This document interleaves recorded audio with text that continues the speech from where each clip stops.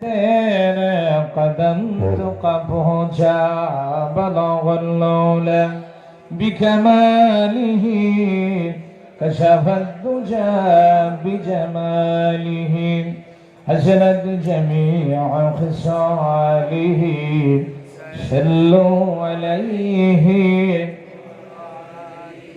मुझे कुछ मिले या ना मिले मोहम्मद मिले या नौशे जिसे अल्लाह मिले बलगल्लौला बिकमालिही कशफद्दुजा बिजमालिही हसनत जमीअ खिसालिही सल्लु अलैहि। ছোট্ট করে একটু দোয়া করে আল্লাহুম্মা আমিন। রব্বানা যালামনা আনফুসানা ইল্লাম তাগফির লানা ওয়া তারহামনা লানাকুনান্না মিনাল খাসিরিন।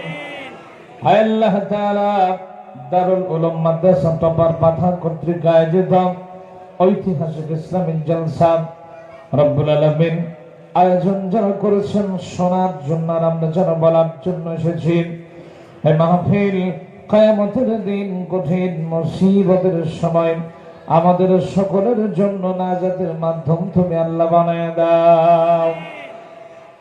হে আল্লাহ তাআলা, সারাটা জীবন পর্যন্ত গুনাহ করে ফেলেছে রব্বুল আলামিন, গুনাহ করে করে গুনাহে জর্জরিত হয়ে গেছে। আল্লাহ মেহেরবানি করে জীবনের গুনার বোঝাগুলি মাফ করে দাও।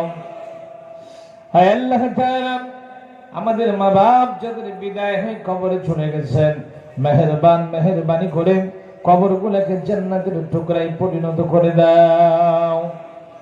মা বাপ যাদের বেঁচে আছে, হায়াতে তাইয়্যিবা সিহাতে কুবলিয়া দান করে দাও।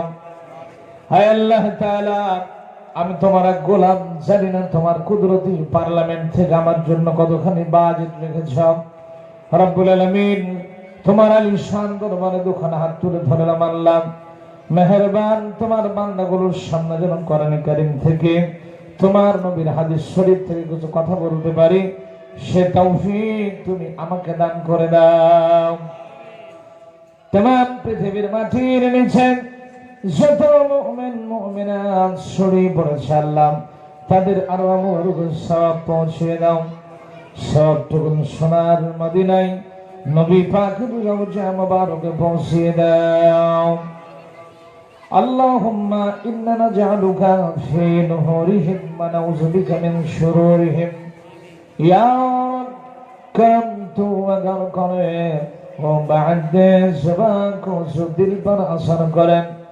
تقبل منا إنك أنت السميع العليم وتب علينا إنك أنت التواب الرحيم. سبحان ربك رب العزة عما يصفون والسلام على المرسلين والحمد لله رب العالمين. وجعل آخر كلام عند الموت لا إله إلا الله محمد رسول الله.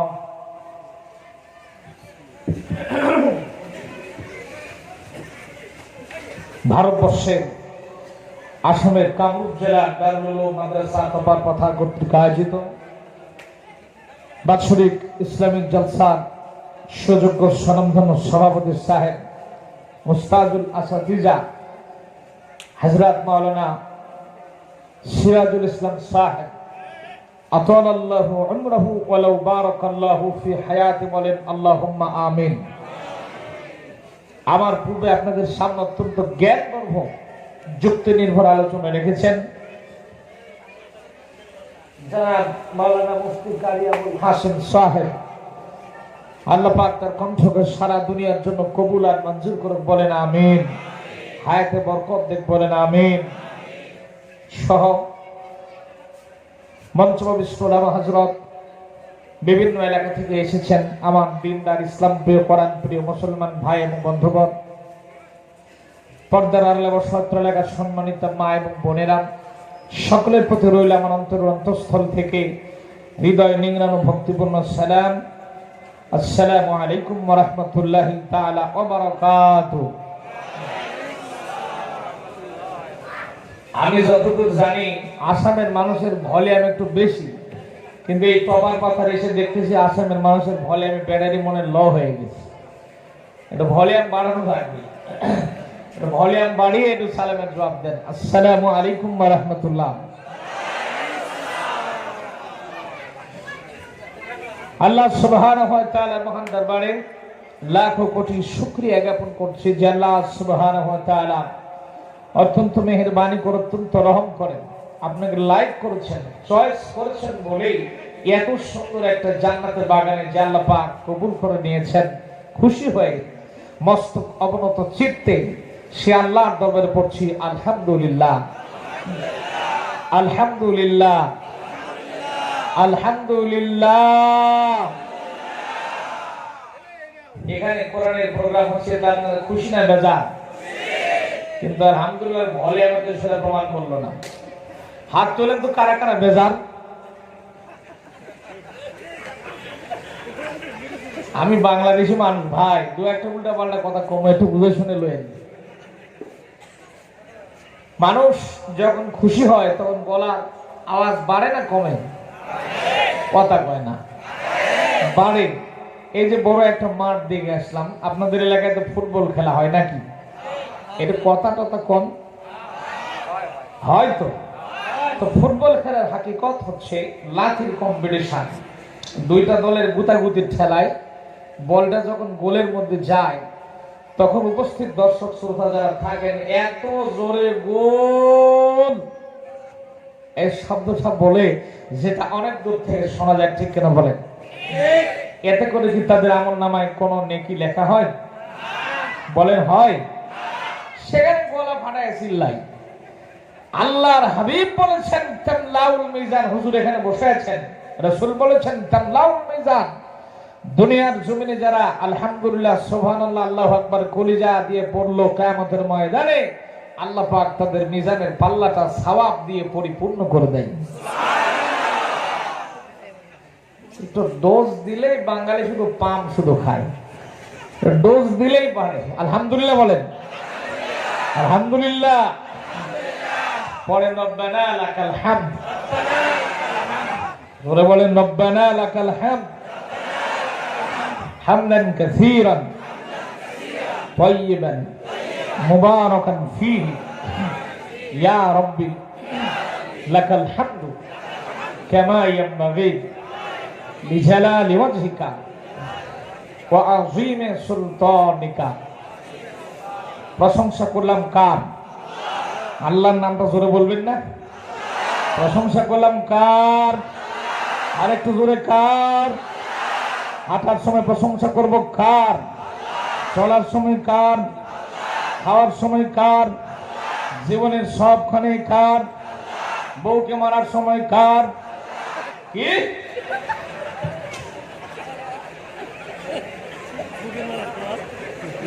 হাই সর্বনাশ! আমার মা বোন তো পাশে আছে নাকি? মা বোন আছে নাকি? আজকে বাড়ির যাই ঠেলা বুঝবেন। বউ হচ্ছে ঘরের রহমত, ঘরের বরকত। সুবহানাল্লাহ পড়েন। বুখারীর বর্ণনা বিশ্বনবী বলেছেন দুনিয়া কুল্লুহা মাতাউন ওয়া খায়রুল মাতাউদ দুনিয়াতুস সালিহা। অর্থাৎ এই পৃথিবীর জন্য সমস্ত জিনিসগুলো হলো সম্পদ, আর এই সম্পদের ভিতর থেকে most important asset of the world, পৃথিবীর সবচেয়ে গুরুত্বপূর্ণ সম্পদ হলো ঘরের নেককার স্ত্রী। থাক, আজকে নয়, কালকে সকাল 10টার পরে সুবহানাল্লাহ আস্তে করে কানে কানে কয়ে সুবহানাল্লাহ। ভাই আমি যখন আসামে ঢুকি আমার কলিজা ঘুরে যায়। সুবহানাল্লাহ কর। আমি আসামে আসি আগে থেকে, অনেক আগে থেকে আসি, খুব কম আসা হয়, আমি খুব কম আসি। তো আসলে মনে হয় যেন আমার দেশের ভাইগুলো পেয়ে গেছে। আল্লাহু আকবার। আমার কলিজার ভাই আমি পেয়ে গেছি। আপনাদের সাথে মন খুলে কথা বলতে চাই। ইনশাআল্লাহ রাজি আছেন তো? কষ্ট পাবেন না তো? সকলে থাকবেন তো? আমি বিশেষ করে 2 ঘন্টার বেশি আলোচনা করি না। 10টায় উঠেছি, 12টার মধ্যে আখিরি দোয়া করার চিন্তা ভাবনা করবো ইনশাআল্লাহ। 12টা পর্যন্ত সকলে আছেন তো? সকলে থাকবেন তো? এবার হাত তোলেন তো কারা কারা চলে যাবেন।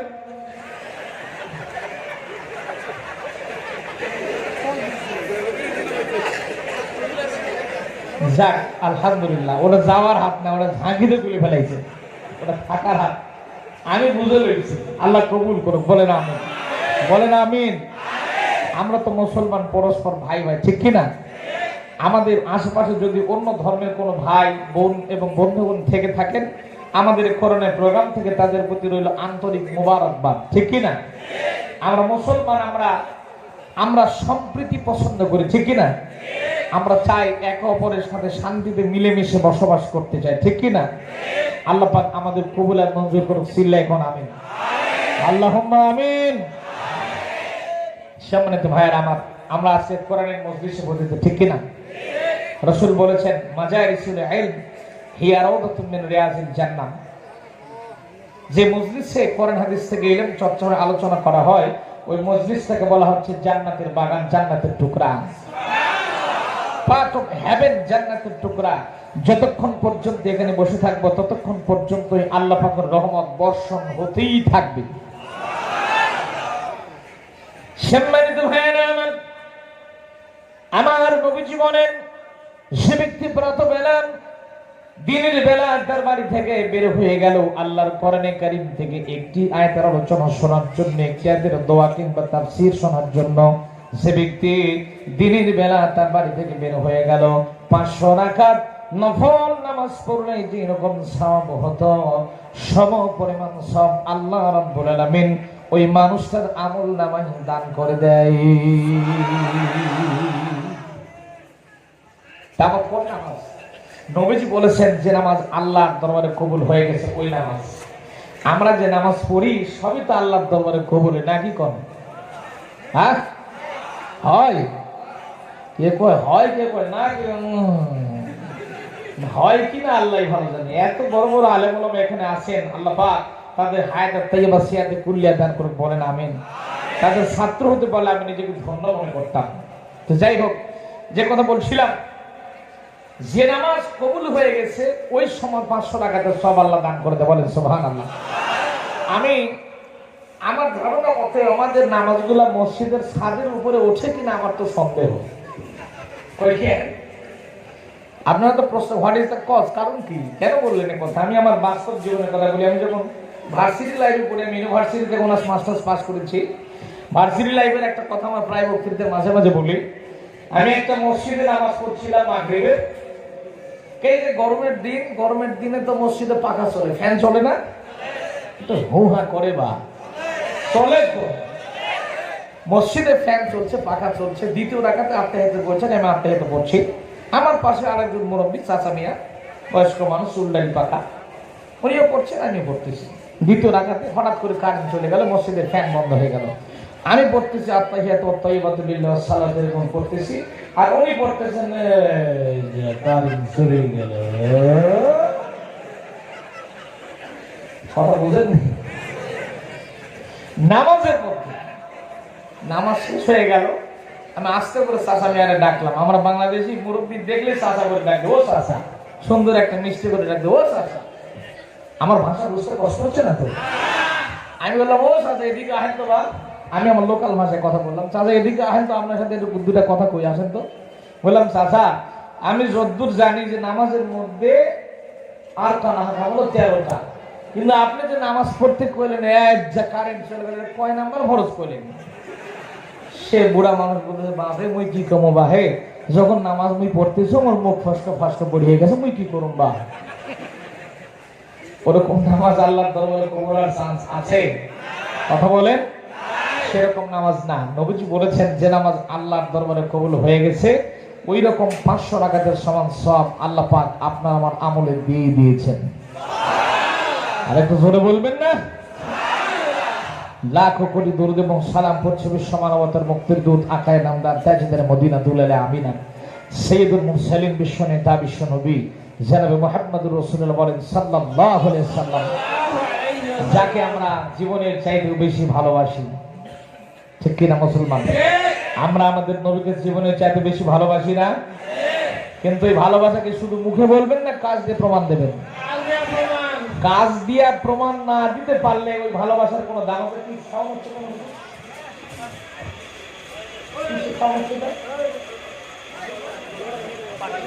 ও আচ্ছা আচ্ছা, আপনারা হইচই করেন না, কান লাগান, আমার দিকে তাকান। যদি যেই ভালোবাসার মধ্যে অন্তরের ভালোবাসা না থাকে ওই ভালোবাসা কোনো দাম আছে? খালি মুখে বললে ভালোবাসি ভালোবাসি ভালোবাসি বলার দাম আছে? ওই জন্য একটা এক্সাম্পল, একটা উদাহরণ দিয়ে থাকি। একজন রিক্সা চালক বিয়ে করেছে 12 রাত, কান লাগান। রিক্সা চালক বিয়ে করেছে 12 রাত। 12 রাত স্ত্রী রিক্সা চালক দেখে বলতে যে স্বামী আমি তোমাকে কিন্তু খুব ভালোবাসি। রিক্সা চালক তো আনন্দের ছায়া নাচতেছে, চিন্তা করছে যে এরকম কপাল্লা বউ কয়জন আর ভাগ্যে জোটে। প্রথম রাতেই বলতেছে ভালোবাসি। পরের দিন যখন রিক্সা নিয়ে বেরিয়ে যাচ্ছে, স্ত্রী আবার ডাক দিয়ে বলছে স্বামী আমি তোমাকে কিন্তু খুব ভালোবাসি। রিক্সা নিয়ে যখন বাড়ি এসেছে, ঘরে এসেছে, আবার বলছে স্বামী আমি তোমাকে কিন্তু খুব ভালোবাসি। পরের দিন আবার যখন রিক্সা নিয়ে যাচ্ছে ওই একই ডায়লগ বলছে খুব ভালোবাসি। রিক্সা টানতে গিয়ে হঠাৎ করে মোটরসাইকেলের সঙ্গে ধাক্কা লাগে, অ্যাক্সিডেন্ট, ডান পা কেটে গেছে, রক্ত পড়তেছে, টপ টপ করে রক্ত আল্লাহর জমিনের উপর পড়ছে। রিক্সা চালকের অবস্থা মারাত্মক খারাপ। বাড়ি এসেছে, আসার পর স্ত্রীকে ডাকতে বলছে স্ত্রী রে তাড়াতাড়ি আয়, আমার অ্যাক্সিডেন্ট হয়ে গেছে, পা কেটে গেছে, রক্ত ঝরতেছে, একটু কাজ কর। স্ত্রী ডাকতে বলছে স্বামী তোমার পা অ্যাক্সিডেন্ট হয়েছে, পা কেটে গেছে, রক্ত ঝরছে, এই রক্তটা কিছুক্ষণ পরে এমনি বন্ধ হয়ে যাবে, কিন্তু আমি যে তোমার স্ত্রী সারাটা দিন হলো একটা কথা বলিনি, সেটা হলো আমি তোমাকে খুব ভালোবাসি। আচ্ছা আপনারাই কত, ওর পা কেটে গেছে, রক্ত পড়তেছে, এই সময় এই প্যান প্যানানি ভালোবাসি শোনার টাইম আছে? হাতখানা জড়ায় নিয়ে কিলোতে ওজনের একটা থাপ্পড় স্ত্রীর গালে দিছে বসান। ডাকতে বলতেছে স্ত্রী রে তুই যদি আমার ভালোই বাসিস তাহলে ডেটল নিয়ে আয়, স্যাভলন নিয়ে আয়, তুলা নিয়ে আয়, ক্রিম নিয়ে আয়, এনে আমার পায়ের পরিচর্যা কর, খেদমত কর, তাহলে না বুঝবো তুই আমার ভালোবাসিস। বারবার ভালোবাসি ভালোবাসি ভালোবাসি বলার দরকার আছে? কথা বলেন, কাজ দিয়ে প্রমাণ দিলেই না বুঝবো ভালোবাসি। ঠিক আজকে কপার পাথার এলাকার ভাইরা আপনারা নবীকে কতটুকু ভালোবাসেন এবং মা বোন যারা আছেন তারা কতটুকু নবীকে ভালোবাসেন, আমি আজকে একটা টাটকা পরীক্ষা আপনাদের করব। টাটকা, একেবারে টাটকা। কেন উদাহরণটা দিলাম একটু লক্ষ্য রাখেন। সম্মানিত ভাইয়েরা আমার, আল্লাহর নবী বিশ্ব নবী সাল্লাল্লাহু আলাইহি সাল্লাম মসজিদে নবীর বারান্দায় দাঁড়িয়ে থেকে সাহাবায়ে কেরামদের সামনে বক্তৃতা করছিলেন। আল্লাহর নবী ডাকতে বললেন সাহাবায়ে কেরাম তোমরা সত্যি করে বলো তো আমি বিশ্ব নবী, আমাকে তোমরা কি ভালোবাসো নাকি? সাহাবায়ে কেরাম বললেন নবীজি আমরা আপনাকে কেমন ভালোবাসি বোঝাতে চাচ্ছিলাম, লক্ষ্য করে শুনুন। আমরা আপনাকে এমন ভালোবাসি প্রয়োজন যদি কখনো কোনোদিন হয়ে যায় আমরা আমাদের জীবনটাও দেওয়ার জন্য প্রস্তুত আছি। আল্লাহর নবী বললেন সাহাবায়ে কেরাম যদি তোমরা আমাকে ভালোবাসো তাহলে আমার কথা তোমরা শুনতে রাজি আছো নাকি, মানতে রাজি আছো নাকি? সাহাবায়ে কেরাম বললেন নবীজি একটা বারের জন্য আপনি বলি দেখুন।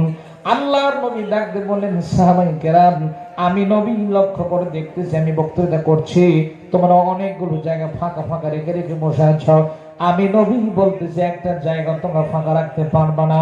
আমার ভাইরা বিশ্ব নবীর বলতে দেরি হলো, যার সামনে যতটুকু জায়গা ফাঁকা রেখেছিল এক মুহূর্তের মধ্যেই তারা জায়গাগুলো পূরণ করে দিয়েছে। এবার আমি কপার পাথার ভাই এবং বোনদের মাদের দেখতে চাই আপনাদের নবীর প্রতি প্রেম কলেজার মধ্যে কতখানি আছে।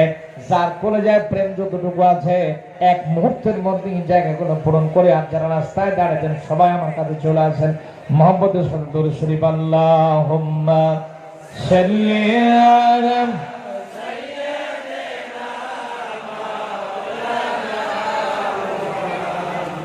ওয়া আলা আলি সাইয়্যিদিনা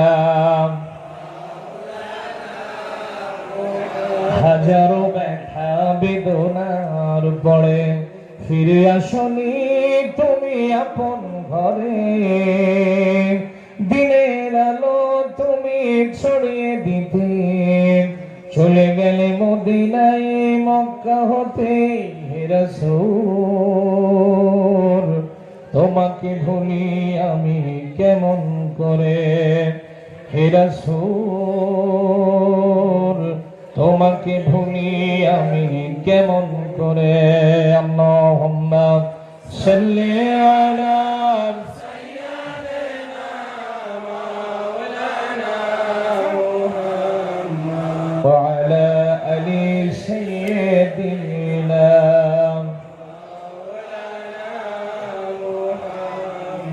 সম্মানিত উপস্থিতি, আমরা কোরআন থেকে আলোচনা শুনবো ইনশাআল্লাহ। তার আগে আপডেট কয়েকটা তথ্য আপনাদের দিয়ে আমি আলোচনা স্টার্ট করবো ইনশাআল্লাহ। বিরক্ত হচ্ছেন না তো? কষ্ট হচ্ছে না তো? আলহামদুলিল্লাহ, আলহামদুলিল্লাহ বলেন। সম্মানিত ভাইয়ের আমার, দি সায়েন্টিফিক মিরাকলস ইন দা হলি কোরআন, কোরআনে কারিমের বৈজ্ঞানিক মুজিজা গোটা দুনিয়াতে আকর্ষিত হচ্ছে। জোরে বলুন আল্লাহু আকবার, আল্লাহু আকবার। ইংল্যান্ডের মানুষ, most of the people is the Christians in England. ইংল্যান্ডের অধিকাংশ মানুষ হলো খ্রিস্টান। তাদেরকে তাদের ধর্ম পালন করার জন্য চার্চ অর্থাৎ গির্জায় যেতে হয়। কিন্তু দেখা গেল যে অধিকাংশ গির্জাগুলো ফাঁকা পড়ে থাকে, ওই সমস্ত গির্জাগুলোতে কোনো প্রকার কোনো ইবাদত করা হয় না। সুতরাং সেই গির্জাগুলোর সামনে সে দেশের সরকার লিখে রাখে ফর সেল অর্থাৎ বিক্রির জন্য। সেখানে মুসলমানদের বাচ্চা কাচ্চা যারা আছেন এরা সব চান্দা ফান্দা উঠায়া ওই গির্জাগুলোরে কিনতে লাগছে, আর সবগুলো গির্জাকে তারা মসজিদ বানিয়ে দিচ্ছে। গ্রেট ব্রিটেনে আজ থেকে 100 বছর আগে একটাও মসজিদ ছিল না। সেই গ্রেট ব্রিটেনে বর্তমানে মসজিদের সংখ্যা 8000 পার হয়ে গেছে। কোরআনের আকর্ষণ, আল্লাহু আকবার বলেন। শুধু তা নয়, দেখেন একটা আপডেট তথ্য আপনাদের মাথার মধ্যে আমি দিয়ে যাই আজকে। মজিলা ইউনিভার্সিটির লেকচারার ডক্টর তারেক আল সুয়াইদান পবিত্র কোরআনে কারীমের উপরে গবেষণা করেছেন, পিএইচডি হোল্ডার।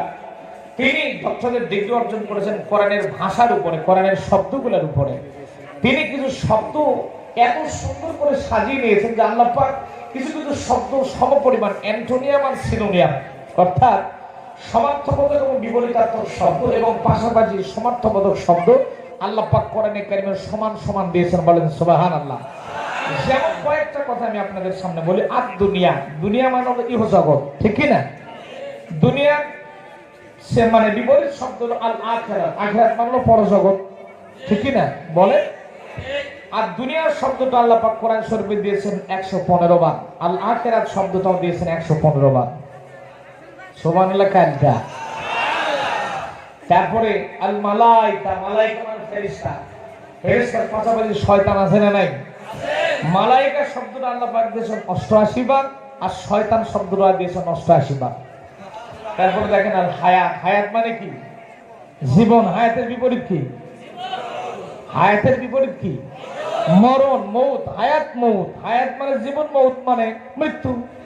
হায়াত শব্দটা কোরআন গোটা কোরআন শরীফ মিলে আল্লাহ পাক দিয়েছেন 145 বার, আর মৌত শব্দটা গোটা কোরআন শরীফ মিলে দিয়েছেন 145 বার। সুবহানাল্লাহ। তারপরে দেখেন আর নাফউন মানে হলো উপকার, আল ফাসাদ মানে ক্ষতি। নাফউন দিয়েছেন 50 বার, ফাসাদও দিয়েছেন 50 বার।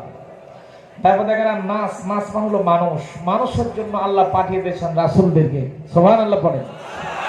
গোটা কোরআন শরীফ মিলে আল্লাহ পাক নাস শব্দটা দিয়েছেন 368 বার, এবং আর রাসূল এর শব্দটাও দিয়েছেন 368 বার। সুবহানাল্লাহ। আর যাকাত, যাকাত মানে হলো বৃদ্ধি পেয়ে যাওয়া। যাকাতের আরেকটা শব্দ নাম হলো বরকত, বরকতে কানায় কানে পরিপূর্ণ হয়ে যাওয়া। বলেন সুবহানাল্লাহ। যাকাত শব্দটা আল্লাহ পাক দিয়েছেন 32 বার, আর বারাকাত শব্দটা দিয়েছেন 32 বার। আর লিসান, লিসান শব্দের মানে হলো জিহবা। লিসান মানে কি? জিহবা। আল মাউইজাত মানে উত্তম কথা, সুন্দর কথা।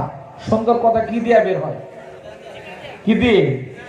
দেখেন আল লিসান, আল্লাহ কি সুন্দর করে সাজিয়েছে। সুবহানাল্লাহ বলেন। আর লিসান শব্দের মানে হলো জিহ্বা, লিসান শব্দ দিয়েছেন 25 বার, আল মাউইজাত শব্দ দিয়েছেন 25 বার। তারপর আর রাজুল, রাজুল শব্দের মানে হলো পুরুষ, পুরুষের বিপরীত কি? মহিলা, আল মারআত।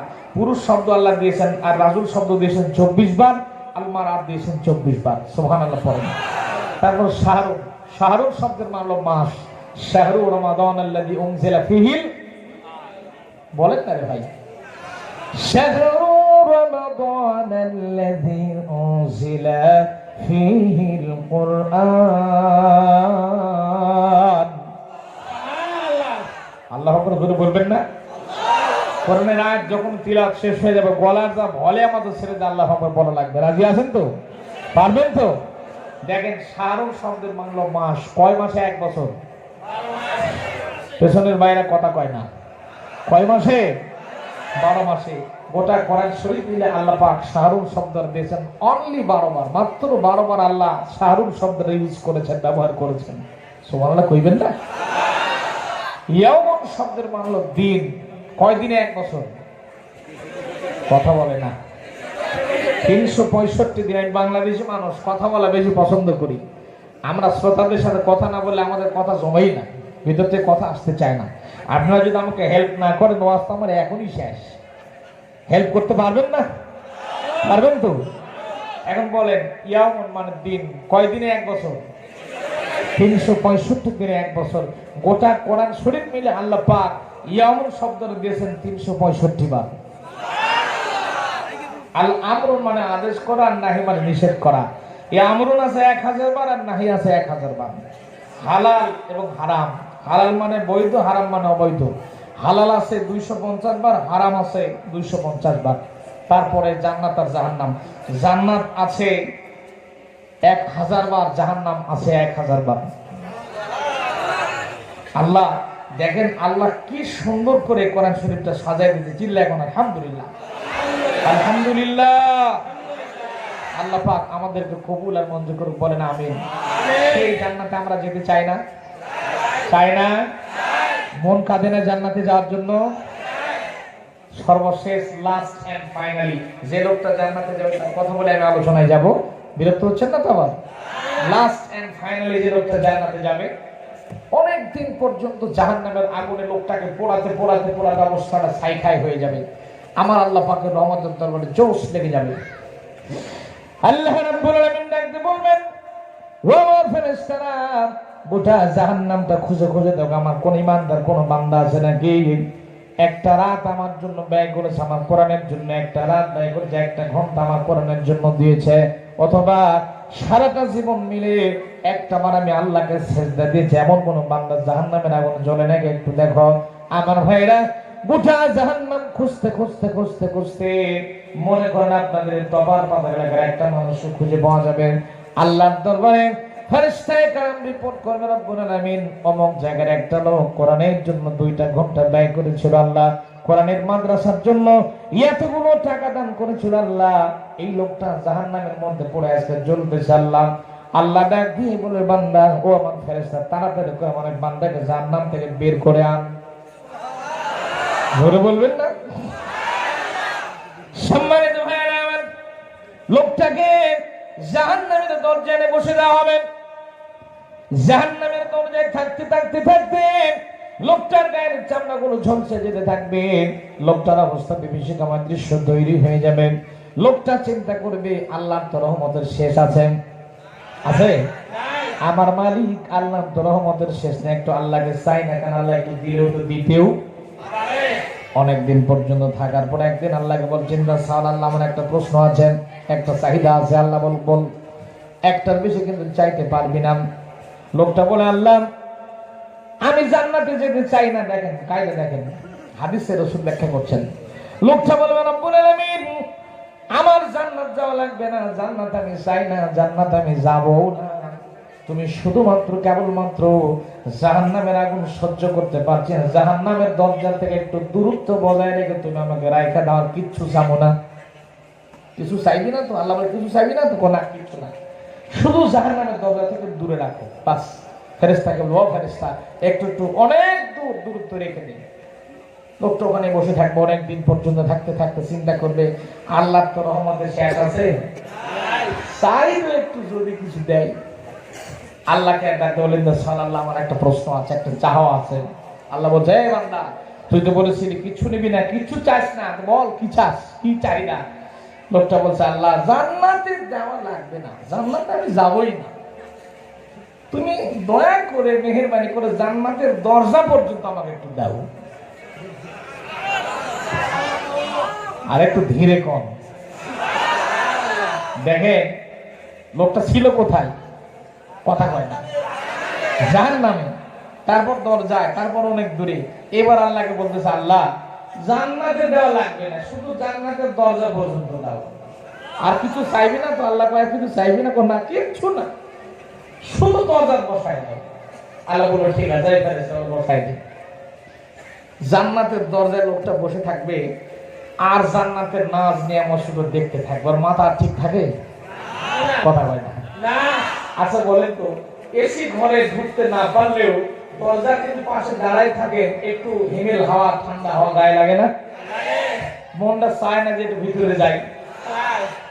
অনেক দিন পর্যন্ত জান্নাতের দরজায় থাকতে থাকতে থাকতে থাকতে আল্লাহকে ডাকবে, আল্লাহ একটা কথা চিন্তা চান। আল্লাহ বলে, এই গাদ্দা, তুই তো কিচ্ছু নিবি না, আবার চাস কি? আবার কথা কইস কে? আল্লাহ বলে, আল্লাহ দেখেন সিস্টেমটা দেখেন, আল্লাহকে বলবো, আল্লাহ তুমি যদি দয়া করে আমাকে একবার জান্নাত দেওই, তাহলে তোমাকে কারো কাছে কি কৈফিয়ত দেওয়া লাগবে? আল্লাহ বলবেন না, আমি তো সকল ক্ষমতার মালিক, আমি তো ক্ষমতার সব ক্ষমতার মালিক, আমার তো কাউরে কৈফিয়ত দেওয়া লাগে না। আল্লাহকে বলবো, আল্লাহ যদি কৈফিয়ত নাই দেওয়া লাগে, জান্নাত দিলে কি তোমার খুব ক্ষতি হবে? কই না, তাহলে দেও না। আল্লাহ সুবহানাল্লাহ বলবেন না? আল্লাহ বলবে, যা জান্নাত দিয়ে দিলাম।